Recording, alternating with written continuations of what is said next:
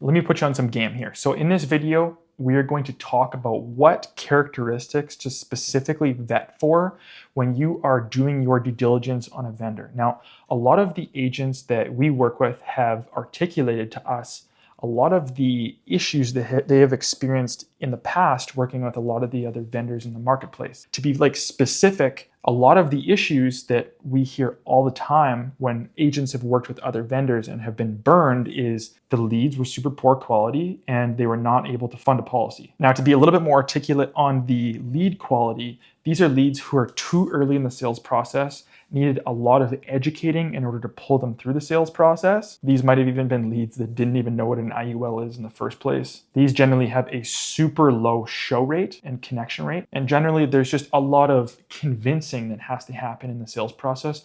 They're not yet bought in on the idea of an IUL. And on the other side, the financial qualification of it, these are people who are generally either not interested in an IUL to begin with, or they were interested, but they just can't fit an IUL and they have to be sold into a different financial product. So if I was an agent and I was actively vetting, if policy assistance didn't exist, this is what I would be looking for in terms of characteristics. The first thing is I would be asking questions around the quality of the leads. Now, you can really tell the quality of leads based on the answer that you're going to get from somebody. If I were to just get an answer like, yeah, no, you get super high intent leads and we get them from social media, I'd be, not a chance. This is one of those vendors that will literally just set your money on fire. There's a lesson that I would love to pass on to you here. There's a book by a guy by the name of Chet Holmes. Okay, the book is called The Ultimate Selling Machine.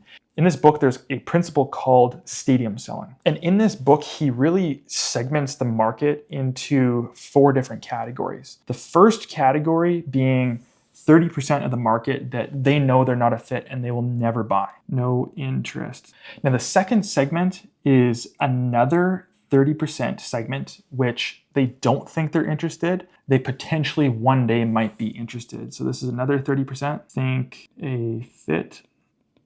As an example of this is someone who does have the funds, the monthly contribution, and has the assets in place, but they just have other priorities in their life right now. And even if you really pitch them on the idea of it, they're just not going to pull the trigger until circumstances in their life change. Now, the third demographic is what we call the needs convincing demographic. This is an additional 37% of the market.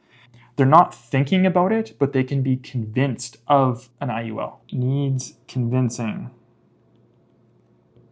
Now, the final 3% is the people that are actually looking at any given time in the market and they're actually deep in the buying process of an IUL. These are people that actually have an understanding of what an IUL is, and they're educated and they need far less effort to turn into a policy. These are really layup deals in a sense. So 3%, this is what we call in market.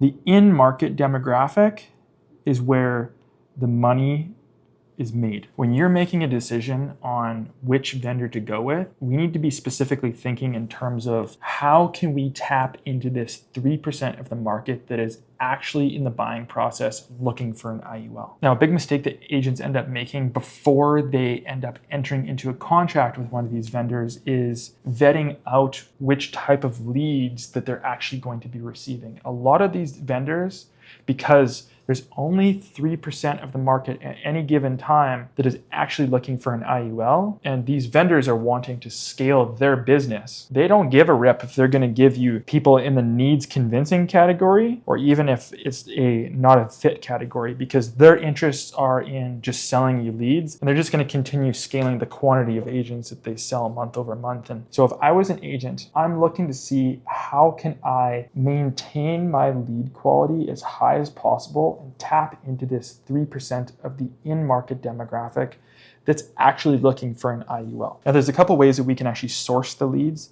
The first being social ads. Now with social ads nowadays, there's a lot of advertising restrictions on the platform specifically. What's happened over time is a lot of these giant ad platforms have been sued, and so therefore they've had to tighten their advertising restrictions because advertisers have just taken advantage of the targeting options. Not to say that there's no money in social ads. So because of these tight restrictions, it limits your ability to target people that are actually in this in-market demographic with social ads. Even a year ago, we as advertisers had the ability to target people that were actually looking for an IUL. There's literally an interest that you could target inside the ad platform for IULs. Now, since they have added these advertising restrictions for all financial services, specifically financial products in the insurance space, we as advertisers no longer have the ability to target inside the platform people specifically looking for IULs. So if you're running social ads, it's really kind of a spray and play game.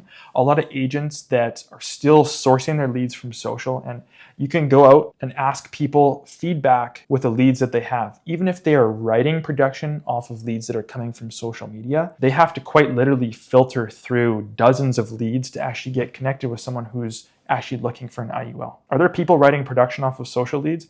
Absolutely there is. It's just your probability of connecting with this 3% of people that are in market that are actually looking for an IUL is very low with social platforms nowadays. If I'm an agent, to be super transparent with you, I would not run ads on social media. Can you write policies with it? Sure. But your probability of actually making return on whatever you invest with one of these vendors with social ads is very low. Now, the other ad platforms that are available to us are search ads. Search ads in particular are extremely powerful when done properly. Search ads are great, but there's a big caveat to search in particular because remember, we still need to tap into this 3% of the in-market demographic. So search ads give us as advertisers the ability to target specific phrases in the search engine. Now, the quality of people that come through search ads in particular will come down to what we're actually targeting in terms of keywords. So myself as an advertiser, I've had the opportunity to actually work with some of these other larger vendors in the space before Policy Assistance as a marketing consultant. And I actually did help them with their search ads until I realized, well, they're literally screwing so many agents over because they're just spray and pray going absolute mass market here. They were going after people in this category, and this category and selling them as leads to agents, and people were getting burned, and I can't get behind that. I digress. Anyways, my point being, we have to be very articulate in which terms we're targeting in the search engine. So if we're targeting specific phrases that would make sense contextually to someone who is in the later stages of the buying process, actually looking for an IUL, we would therefore have a higher probability of actually connecting with someone who's interested in the first place. An example of this would be like IUL quotes. This would make a lot of sense. Someone who is searching an IUL quote, they already know what an IUL is most likely because they're literally searching the name of it, right? They're in this stage actively looking to try and find an agent to find the best deal or trying to find the right fit. I would be looking to see which terms the actual vendor is targeting.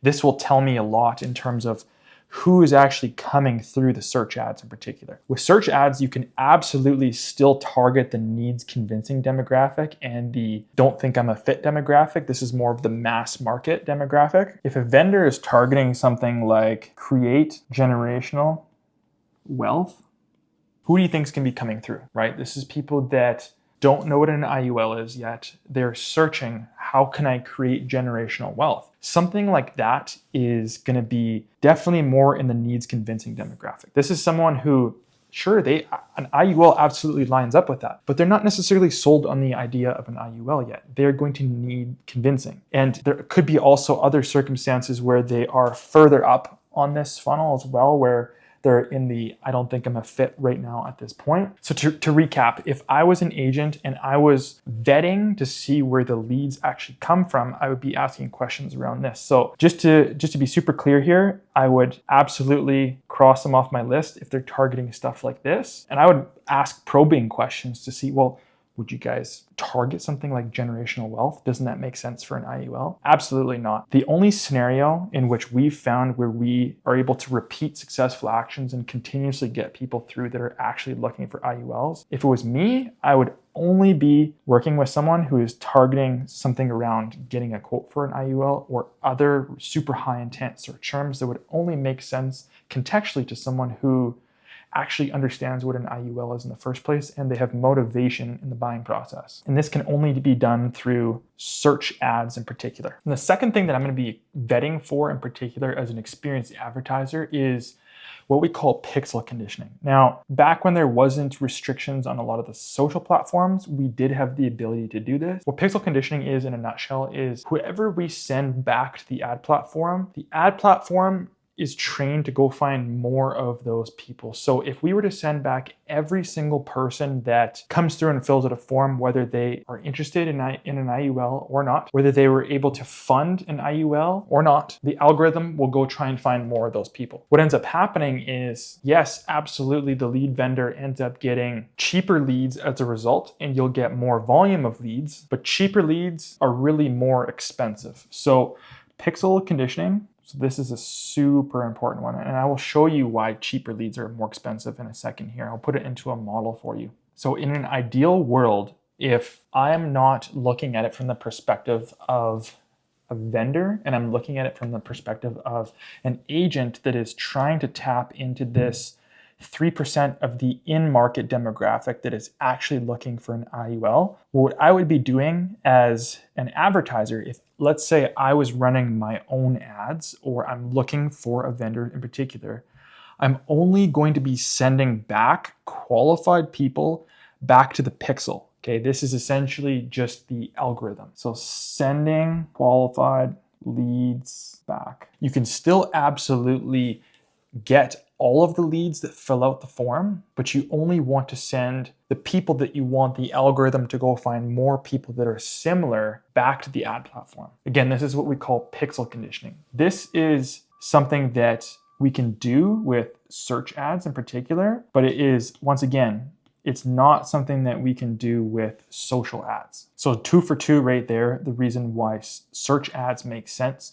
Now, I've never seen any vendor that actually does this properly. This is something that I learned at my previous job working in a marketing agency where I was quite literally managing millions of dollars a month in ad spend on search ads in particular, and this crushes. Now, what we do specifically for our agents that I think makes the most sense is we give our agents the qualified leads, and this is what they specifically pay for. This is someone who is literally searching for something along the lines of IUL quotes, something that is going to be in market. And then in addition to that, they only pay for people that are qualified based on monthly contributions. In our case, it's 25 to 60 and can contribute at least bare minimum 300 a month. If they're outside of that age range, they need to have specific assets in place in order to qualify. If someone does not qualify, we give our agents overflow leads. The overflow leads do not get sent back to the ad platform for pixel conditioning reasons, and they really are not a fit for IULs. First off, we don't want the ad platform going to try and find more of those people, and they just aren't a fit for an IUL. But there's still additional opportunity with overflow leads in particular that we have opportunity to push them into other financial products such as annuity that just might make a little more sense for them. So to be clear, if you're going after the in-market demographic of people that are actually looking for an IUL, they're interested and they're in this 3% bracket, and you're doing it through search ads in particular. And in addition to that, you're using pixel conditioning to make sure that you're only sending the qualified people back so that you continuously get more qualified people. You're speaking with qualified leads. These leads are not cheap, to be clear. There is a lot of filtering in place. If we were to not do the pixel conditioning stuff and we were just to do search, for us to tap into, just to be super transparent, for our costs of fulfillment for our agents, for us to tap into this 3% of the market, our cost per lead for one of our agents, cost per qualified lead, is quite literally 8 to 10 times higher than a lot of the other vendors out in the space that will sell you leads from social media, but they're going to be in the needs convincing and mass market, like some of these categories right up here. So you can absolutely go the route of cheap leads if you want volume, but your probability of actually writing more policies off of it substantially diminishes when you're speaking with people who are too early in the sales process. They have no level of interest. They might have a level of interest at some point, but it's really not a good time, or they're in the needs convincing demographic. Really I'm just going to literally like circle it here with red. Like, this is the demographic of people that I'm talking about here. This is who I would avoid like the absolute plague. For me, if I was writing policies and I'm buying leads, once again, I'm going after the in-market demographic, but it absolutely is more expensive. So to be clear, cheap leads in a way are absolutely more expensive. If we were to put this into a financial model here as an example, okay, and to be very, very, very, very clear, this is in no way, shape, or form an income claim. So don't interpret this as an income claim. I'm just showing you the math behind if we are going after high quality leads who are in market that are actually financially qualified. Yes, it absolutely costs more money to acquire those leads, but if we were to buy a whole batch, those leads make more sense rather than going the volume route. So as an example, in this model here, this is for qualified leads. Now on our end here, 160 per lead. For our agents, that is like the most expensive leads that we sell. This is generally if someone buys a small pack of leads, we generally see a higher show rate on these leads because their level of interest is already there. They're already searching for a quote. So we'll see 70% show rate on average if we have agents that are actually following our best practices. Oftentimes it's a 2-call close at minimum, 70% booking rate, meaning the first call was a fit and we actually move forward with them. This is I'm just trying to be conservative for you here. Show rate to the second call generally is substantially higher just because their level of interest is absolutely peaked if the first call went well. And an experienced closer, who, to be very clear, that's who we vet for in our sales process, they generally close between 30 and 40% of all qualified leads that make it through to the second call. If we're assuming someone has the monthly contributions of at least bare minimum $300 a month, which I wouldn't ever work with a vendor if they're sending you anything less than that, we can assume that AP is going to be about 5K. Assuming a lower commission rate, let's just go 95%. If we were to spend $4,000 in leads at $160 cost per qualified lead, that would essentially give us 12K, assuming these funnel statistics in AP. That would give us a 3 ROAS essentially. Our cost per policy sold with these funnel statistics is about $1,500. Now, these funnel statistics will obviously vary depending on your skill set as an agent. Now, on the flip side, let's say we spend $4,000 in cheap leads. Oftentimes, I'm just gonna set my relatively similar to what the market's at, $45 per lead. What we end up seeing is a substantially lower booking ratio from these leads of the total leads. So out of, if we got 89 leads at $45 per lead, we generally see only like 20% of those actually book. That's the feedback that I get from a lot of agents. And the show rates are generally much lower. Show rates are in like the 40s range on these leads on average. And then we can assume the rest of the funnel statistics, if we're able to connect with someone who's actually looking, can hold relatively similar to the other statistics that I showed you. So 75% second call booking rate and a 70% show rate on the second call, and assuming the same close rate, 38%, just to keep the model very similar. Generally with these leads, the AP is like substantially lower just because there's so many people who are mass market and not financially qualified with the cheap leads.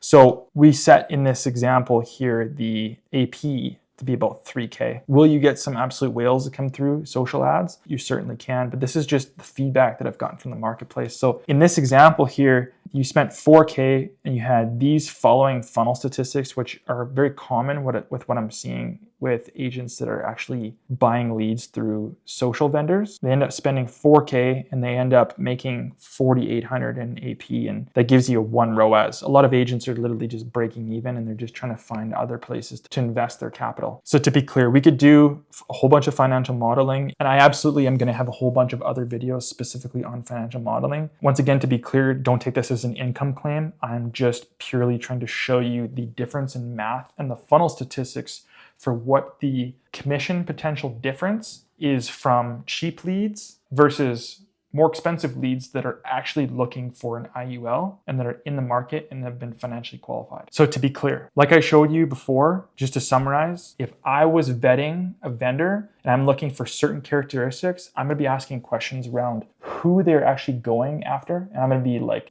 digging very deeply into this in the sales call. Are they going after someone who is in market, or are they going to be going after needs convincing and mass market demographics where my capital is going to be literally just torched and I'm going to get burned? Are they running search ads or are they running social ads? If they're running search ads specifically, without giving this away, like I'm going to be asking specifically, what are you guys actually targeting? To be clear, if they say that we're targeting things like, we'll target stuff like create generational wealth. And the final thing is pixel conditioning. This can only be done with search ads, to be clear once again. And I only really want to be paying for people that are going to be qualified opportunities. For me, it just doesn't make sense to be paying for leads that have no interest in IULs, that I'm going to have to invest a lot of time, effort, and education into in order to get the deal done. And I certainly don't want to be paying for a whole bunch of unqualified leads. Appreciate you watching. Hope this was helpful.